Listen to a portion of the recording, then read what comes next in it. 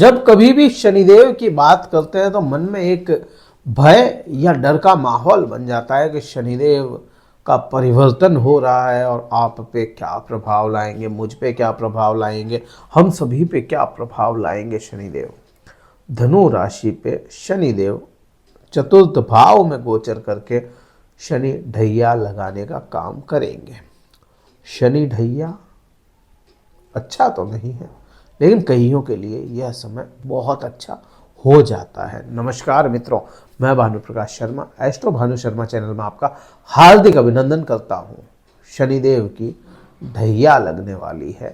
आप उस चीज़ को ऐसे समझ सकते हैं कि शनिदेव ने जब 7.5 से आपको मुक्त किया, 7.5 में मुक्त करने के बाद में 2.5 साल का एक आराम और फिर से लगा दिया आपको काम। सीधी सी बात है। अब शनि की 7.5 आप भोग करके निकले। 2023 17 जनवरी का वो समय था जब शनिदेव ने आपको मुक्त किया था 7.5 से।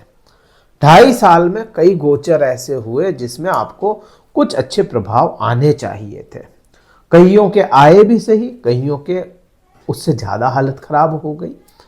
तो बात यहाँ पे ऐसी है कि शनिदेव जिनको एकदम से आराम नहीं आया, उनके लिए यह ढैया का समय कुछ हद तक आरामदायक ही निकलेगा। एक चीज़ तो ये है। दूसरा, यहाँ जब शनिदेव की ढैया चतुर्थ भाव में चलेगी तो आपको क्या परेशानियां दे सकती है वो अगर समझे तो शनिदेव की ढैया चतुर्थ भाव पे ही है, यहाँ पे ही प्रभाव आपको सबसे पहले लेकर के आएगी। चतुर्थ भाव क्या है, इस भाव को अगर समझ लिया जाए तो यह भाव आपका सुखों का भाव है। यहाँ पे राहु जैसा ग्रह पहले से विराजमान है। आप देखें यहाँ पे राहु विराजमान है और यह 18 मई तक यहीं पे रहना है। अब राहु क्या है, डिजायर्स है, राहु भूख है, राहु अचानक से होने वाले इवेंट्स से सारे हैं। शनि क्या है, शनि होल्ड पे डाल देना या इंतजार करवाना, ये सब चीजें हैं। अब इंतजार और अचानक की कोई चीज आएगी साथ में तो आप समझे, एक ग्रह कह रहा एकदम से अचानक मिल जाए, दूसरा ग्रह कह रहा अभी अचानक देंगे नहीं, परिवर्तन के बाद की बात कर रहा हूं। तो यहाँ पे करीब 2.5 महीने का ये समय होगा जब आपका राहु और शनि एक साथ यहाँ पे प्रेत दोष, श्रापित दोष, धूर्त योग, इस टाइप के ये एक ही तरह का, मतलब इन दो ही ग्रहों को मिलाने से ये 2-3 तरह के नाम के योग एक ही है लेकिन नाम है प्रेत योग, धूर्त योग, श्रापित दोष, इस टाइप के ये नाम बनते हैं। अब क्या प्रभाव होंगे वो समझें। सुखों में कमी आएगी, सीधी सी बात है, सुखों में कमी आएगी। वाहन, मकान, प्रॉपर्टी, ऑर्नामेंट्स, इनमें घाटा दिखता है अपने को। शुरुआत के समय में जब ये शनि और राहु एक होंगे तो आपको यहां पे घाटा दे सकते हैं इन 4-5 चीजों में। मदर के स्वास्थ्य को लेकर के परेशान यह समय कर सकता है, माता का स्वास्थ्य बिगड़ सकता है। इस समय में क्या करना चाहिए कि शनि आपको बुरे प्रभाव ना दे। यहां पे चतुर्थ भाव क्या है, चतुर्थ भाव है आपका तरल पदार्थ, क्योंकि काल पुरुष की कुंडली में चंद्रमा को यह भाव मिला। अब यहां पे चंद्रमा के 2 शत्रु ग्रह आकर के एक साथ बैठ जाएंगे। चंद्रमा के दोनों ही शत्रु है ना, चंद्रमा काल पुरुष की कुंडली में ये चंद्रमा का भाव, और यहां पे अगर आकर के 2 ग्रह बैठ जाएंगे, दोनों शत्रु है, तो यहां पे आपको अपना चंद्रमा स्ट्रांग रखना पड़ेगा। चंद्रमा कैसे स्ट्रांग रहेगा, चंद्रमा रहेगा आपकी माता से स्ट्रांग। आप जितना पसीना बहा सकते हो वो बहाने की कोशिश करो, मतलब आपको एक्सरसाइज करनी होगी, आपको मेहनत करनी होगी। एक दूसरा, माता से आपको संबंध अच्छे रखने पड़ेंगे, अदरवाइज प्रभाव माता पे ही आएंगे इसके। तो ये तो हो गया यहां पे इसका प्रभाव। अब मैं कहूं कि इस ढैया जैसे बुरे समय में भी बृहस्पति जैसा शुभ ग्रह आपको बहुत अच्छे प्रभाव दे सकता है। कहीं पे तो बिल्कुल शनि की दृष्टियों को ही खत्म कर देगा ये बृहस्पति, क्योंकि बृहस्पति जितना शुभ ग्रह है उतना कोई दूसरा शुभ ग्रह नहीं है। मैं प्रभावी की बात नहीं कर रहा, मैं बात कर रहा हूं शुभ ग्रह की। प्रभावी तो राहु और शनि भी है, प्रभावी तो केतु भी है, लेकिन शुभता जो है ना वो बृहस्पति में बहुत अधिक है। अब यहाँ पे जो शुरुआती दिन होंगे वहां पे तो आपके शुरुआत के कौन से 14 मई तक, जनवरी से लेकर के 14 मई तक आपके कहां पे है बृहस्पति, छठे भाव में है, त्रिक भाव में। रोग ऋण और शत्रुओं से आपको बचा करके रखेंगे 14 तारीख तक। तो कुल मिलाकर के क्या बात हुई, शनि और राहु जब एक साथ हो जाएंगे आपको बीमार नहीं होने देगा ये बृहस्पति, सीधा सा हिसाब है। यहां पे ऋण आपको होने नहीं देगा शुरुआत के दिनों में, तो वो भी बहुत बढ़िया हो गया। और शत्रु आपके कोई वैसे भी हो नहीं पाएंगे जब तक यह बृहस्पति यहां पे बैठा है।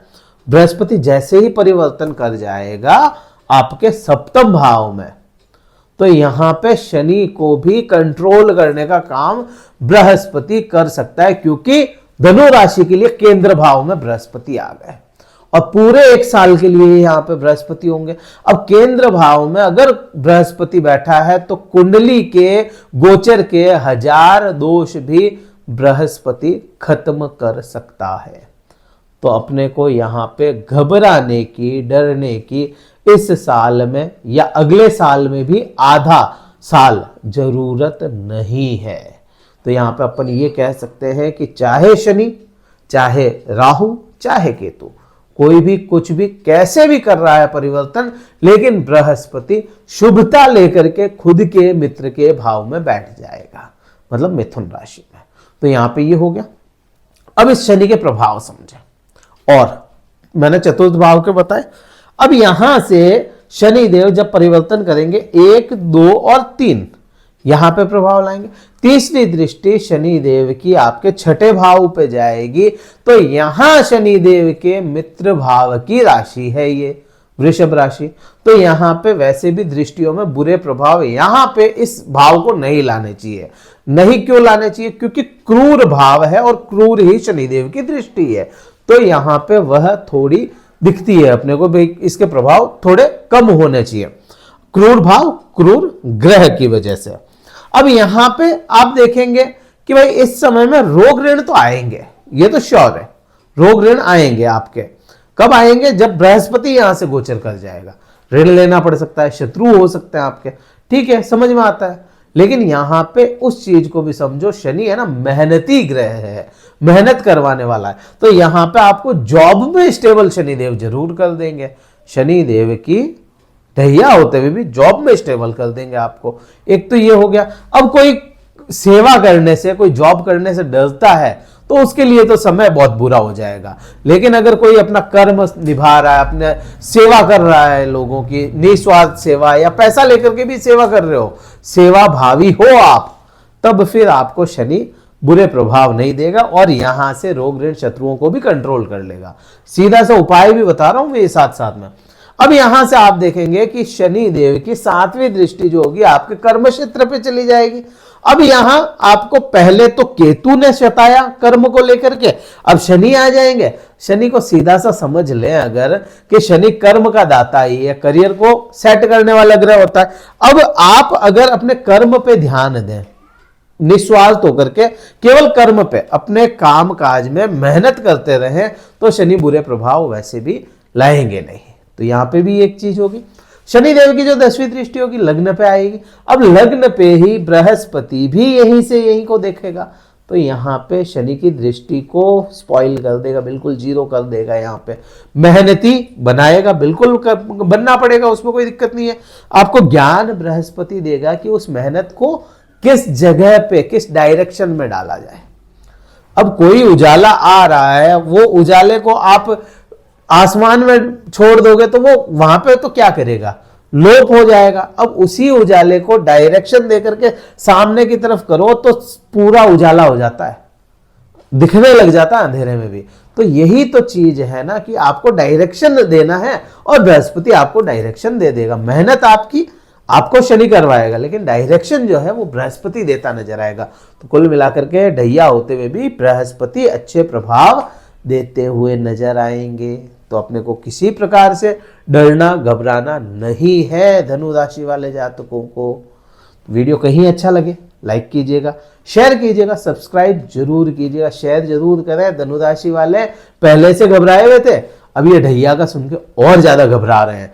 तो थोड़ी सी किसी की घबराहट कम करनी है आपको और पुण्य कमाना है, शेयर जरूर करें। और अगर कुंडली विश्लेषण करवाना चाहते हैं, डिस्क्रिप्शन में कार्यालय का नंबर छोड़ रहा हूँ, आप व्हाट्सअप मैसेज करें। कार्यालय का नंबर है, कॉल मत कीजिएगा, व्हाट्सअप मैसेज करें। शुल्क पता करके स्लॉट बुक करवा के मुझसे बात कर सकते हैं।